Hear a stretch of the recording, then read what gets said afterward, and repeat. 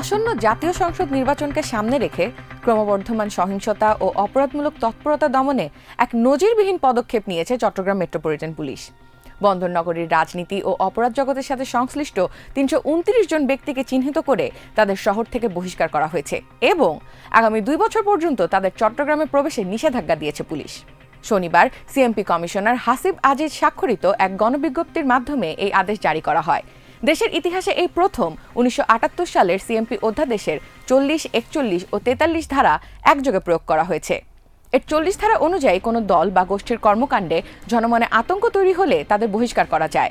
৪১ ধারা জননিরাপত্তার স্বার্থে সন্দেহভাজনদের শহর থেকে সরানোর ক্ষমতা দেয় এবং ৪৩ ধারা অনুযায়ী এই নিষেধাজ্ঞা ২ বছর পর্যন্ত বলবৎ রাখা যায়। পুলিশ কর্মকর্তারা একে আগাম প্রতিরোধমূলক ব্যবস্থা হিসেবে দেখছেন, যাতে চাঁদাবাজি, সন্ত্রাসবাদ ও নির্বাচনী সহিংসতা রাজপথে ছড়িয়ে পড়ার আগেই তা নিয়ন্ত্রণ করা যায়।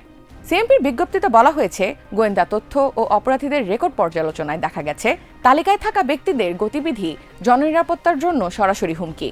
পুলিশ সূত্র মতে এই ৩২৯ ব্যক্তিকে উচ্চ ঝুঁকিপূর্ণ হিসেবে চিহ্নিত করা হয়েছে, যারা সহিংসতা উস্কে দিতে, ভোটারদের ভয় দেখাতে এবং রাজনৈতিক অস্থিরতাকে পুঁজি করে অরাজকতা সৃষ্টিতে সক্ষম।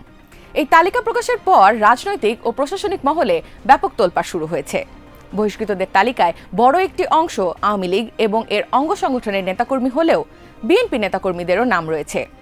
এছাড়া আছে কারাবন্দী ইস্কন গুরু চিন্ময় কৃষ্ণ দাসের নাম। বিএনপি সূত্র নিশ্চিত করেছে তাদের দলের অন্তত ১ ডজন নেতাকর্মীর নাম এই তালিকায় আসায় দলের ভেতরে উদ্বেগের সৃষ্টি হয়েছে। তালিকায় সাবেক মন্ত্রী, সংসদ সদস্য, সিটি মেয়র ও সাবেক কাউন্সিলরদের পাশাপাশি শীর্ষ সন্ত্রাসী ও উগ্রবাদী চক্রের সদস্যদের নামও রয়েছে।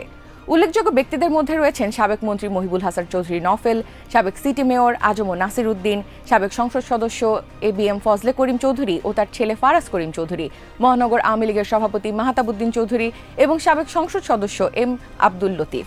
এছাড়া তালিকায় সিটি কর্পোরেশনের ৪০ জন সাবেক কাউন্সিলর এবং যুবলীগ ছাত্রলীগের প্রভাবশালী নেতাদের নাম রয়েছে। মহানগর বিএনপির যুগ্ম আহ্বায়ক শওকত আজম খাজার নাম তালিকার ৪ নম্বরে থাকায় বিএনপিতে বিরূপ প্রতিক্রিয়া দেখা দিয়েছে। খাজা অভিযোগ করেন, যথাযথ যাচাই বাছাই ছাড়াই তালিকায় তাদের নেতাকর্মীদের নাম ঢোকানো হয়েছে। বিষয়টি দলের হাইকমান্ড ও প্রশাসনকে জানানো হয়েছে বলেও তিনি জানান। এই তালিকায় বড় সাজ্জাদ নামে পরিচিত শিবির ক্যাডার সাজ্জাদ আলী খানের নাম রয়েছে। জানা গেছে তিনি দীর্ঘ সময় ধরে দেশের বাহিরে আছেন। পুলিশ সূত্রের দাবি, চট্টগ্রামের বিভিন্ন অপরাধমূলক কর্মকাণ্ড তার নির্দেশেই পরিচালিত হচ্ছে। তালিকায় তার সহযোগী সাজ্জাদ হোসেনের নামও রয়েছে, যিনি ছোট সাজ্জাদ নামে পরিচিত এবং বর্তমানে রাজশাহী কারাগারে বন্দী। এছাড়া ছোট সাজ্জাদের স্ত্রী শারমিন আক্তার তামান্না, যিনি ফেনী কারাগারে রয়েছেন, তার নামও তালিকায় অন্তর্ভুক্ত করা হয়েছে। প্রাথমিকভাবে জামায়াতে ইসলামীর নেতারা বিস্তারিত কোনো মন্তব্য করতে রাজি হননি, তবে তারা দাবি করেন বহিষ্কারাদেশে নাম থাকা ৩২৯ জনের কেউই তাদের দলের সঙ্গে যুক্ত নন। আইন শৃঙ্খলা বাহিনী জানিয়েছে, বহিষ্কৃত অনেকের বিরুদ্ধেই জুলাই আগস্ট ছাত্র জনতার অভ্যুত্থানে হত্যা ও নির্যাতনের মামলা এবং গ্রেফতারি পরোয়ানা রয়েছে। তাদের কেউ যদি শহরে প্রবেশের চেষ্টা করে তবে তাকে তাৎক্ষণিক আটক করে বের করে দেওয়া হবে, প্রয়োজনে নতুন মামলা দেওয়া হবে। পুলিশের তথ্য মতে গত ১৫ মাসে চট্টগ্রাম জেলা ও মহানগরীতে প্রায় ৫০ জন নিহত হয়েছে। সম্প্রতি আইনজীবী আলিফ হত্যাকাণ্ড এবং এক শীর্ষ বিএনপি নেতার ওপর গুলিবর্ষণের মতো নৃশংস ঘটনাগুলো শহরকে অস্থিতিশীল করে তুলেছে। বিপুল পরিমাণ অবৈধ অস্ত্র এখনও উদ্ধার হয়নি। এই পরিস্থিতিতে সিএমপি রাজপথে পুলিশের হাতে সাবমেশিন গান দিয়েছে এবং সশস্ত্র অপরাধীদের দেখামাত্র গুলি করার নির্দেশ দিয়েছে।